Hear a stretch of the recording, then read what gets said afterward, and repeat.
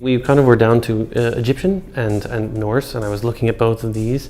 I had many factors into why I didn't end up going with that one. One of the main factors was the sort of telling of Egyptian mythology is a lot of bustling cities. There's a lot of people involved in that, which you end up losing, I think, the connection to the main characters because you have to start establishing so many others, and that sort of isolation, right? That I think there's a great film, Valhalla Rising, with Mads Mikkelsen, and it really tells that sense of isolation in this period of time that there's not a lot of people around, right? Huge stretches of land where you don't see a person for a very long period of time, and in our world, it's really just there's hostility everywhere, right? Like you have to survive in this world simply because anybody you meet, they're most likely aggressive towards you. Not a lot of people are going to want to hang out with you and be your buddy, and that's why even when somebody is that way, you're a little, maybe something's going on here.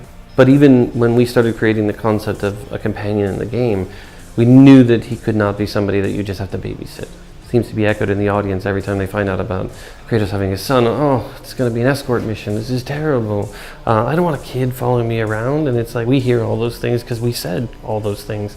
But in this game, I mean, from what you've even played, you can see he's a very competent sort of companion, right? Which, when you wish to sort of use him, when you wish to sort of interact with him, he's there. You can make some bad decisions, but the reality is most of it is about the connections between them and actually having a way to get Kratos to talk.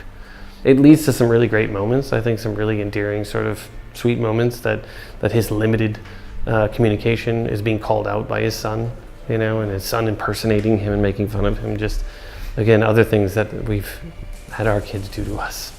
I've been thinking about the no-cut camera for a while. I started talking about it and said, look, I want to get the camera in close. I want this to feel like it's a very personal experience. I want this game to be more intimate. And I don't ever want to cut away. I want to do a single shot through the whole game. And when I was working with the lead combat designer, Jason McDonald, was an advocate of pulling the camera back. So there basically is this sort of constant push and pull with me and the combat designers of, I want it closer, and they're like, no, farther away. Look at Assassin's Creed's, look at Batman's, you know, like this is really good. We can't have it too close. It's claustrophobic. I can't tell what's going on.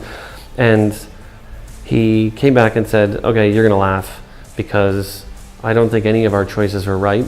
I think closer is what we need to do. So he ended up bringing the camera in even closer than I had imagined.